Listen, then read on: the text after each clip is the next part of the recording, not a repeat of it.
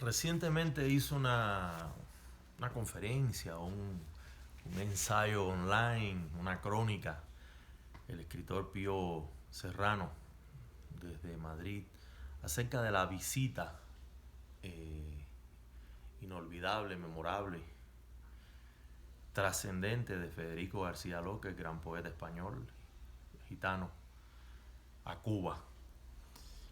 Eh, Maravilloso aquellos textos que siempre recordaremos que escribió Lorca en La Habana y en Santiago, ¿no? Y en un momento refería a Pío eh, unas interpretaciones a posteriori que hicieron los escritores Guillermo Cabrera Infante y Lezama Lima sobre aquel bellísimo poema Me iré a Santiago, ¿no? De Lorca, que quedó tan impactado por aquella tierra sonera, criolla, mestiza, bullanguera, extrovertida, un país que le rindió tributo y que lo quiso mucho y que él recordaría siempre en todo lo que escribió, tanto en su epistolar como en su prosa, como en sus comentarios, amigos. Su madre dejó también testimonios de esto, del fervor y el amor que tenía Lorca por Cuba. Y esto es muy importante, ¿no? Porque esto tiene que ver con el amor por la lengua, el amor por una tradición, todo lo que disfrutó Lorca, por ejemplo, en sus visitas al Teatro Alhambra, donde estaba escenificado aquel retablo cubano, ¿no? Entre el negrito, el gallego, el chino, el maricón, la puta, la mulata. Esto ha quedado muy bien registrado también en una memorable película de mi maestro Enrique Pineda Barnet, que creo que es una de las obras maestras del cine cubano del siglo XX. Porque bueno, a fin de cuentas, todos estos textos, todos estos documentos nos ayudan a nosotros a constituirnos como identidad, a reconocernos como identidad. Es un espejo que pone el poeta, ¿no? Yo voy a leer un poema hoy que se llama Testigo Nulo. Testigo nulo porque siempre me ha preocupado hasta dónde verdaderamente el poeta refiere, hasta dónde profiere, hasta dónde testifica, hasta dónde menciona, hasta dónde alega, hasta dónde traduce, hasta dónde codifica, hasta dónde habla en clave el poeta, hasta dónde susurra, hasta dónde grita, hasta dónde se queja, hasta dónde hace silencio y hace mutis.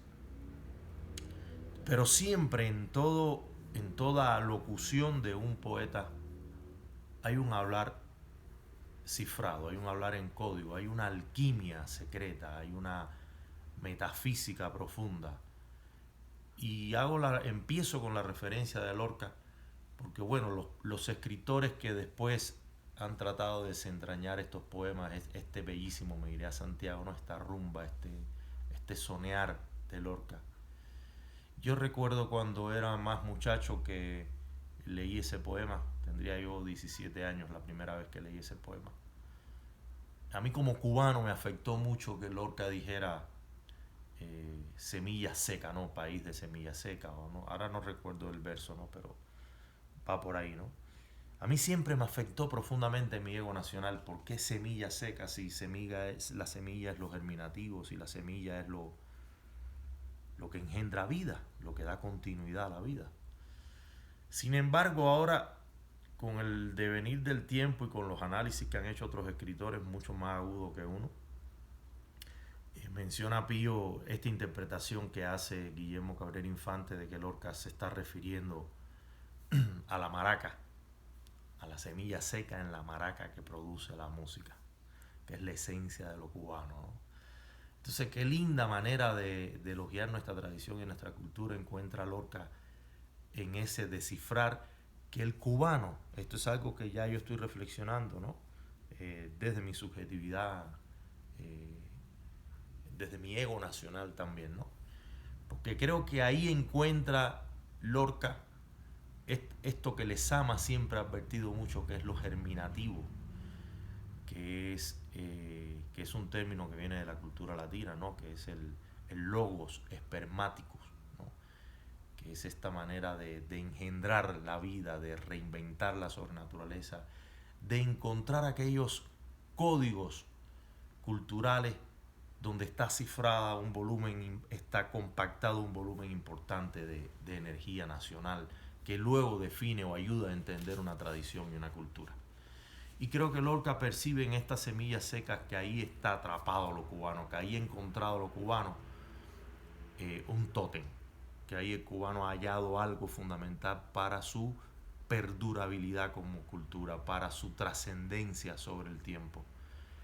Y bueno, yo ahora reinterpretando, porque Lezama nos hablaba de esta aventura sigilosa, ¿no? De esta eh, tropelía que lleva el poeta para alcanzar el texto, para entender el significado, para construir la imagen, para parirla, para engendrarla. Pero también hay otra aventura sigilosa, que es esta aventura del lector, porque lo que nos han enseñado estos grandes poetas, y de eso quiero leer un poema hoy que se llama Testigo Nulo, que está dedicado a José Luis Borges. Lo que siempre aprendí de Borges, lo que siempre aprendí de Lezama, es que esa aventura sigilosa no termina, que es el lector quien tiene, como hacían ellos, que indagar, que emprender esta arqueología del saber para desentrañar el significado o los posibles significados de estos versos, ¿no?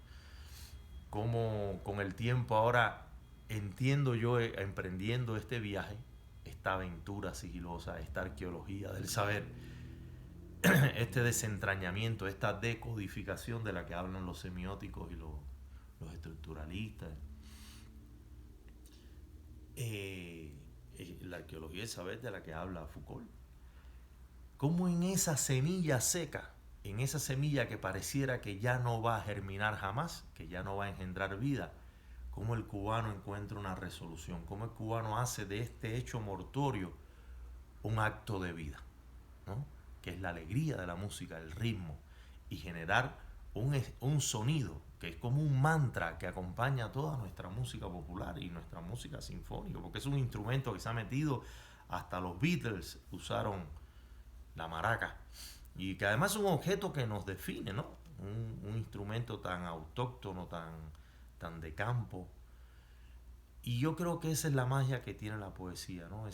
Y estoy haciendo ese itinerario, ¿no? Del viaje de Lorca, Santiago, la maraca, Borges, Lezama, porque a fin de cuentas el poeta lo que entiende es conocer, lo que intenta es descifrar, lo que intenta es explicarse el mundo, explicarse el porqué de las cosas.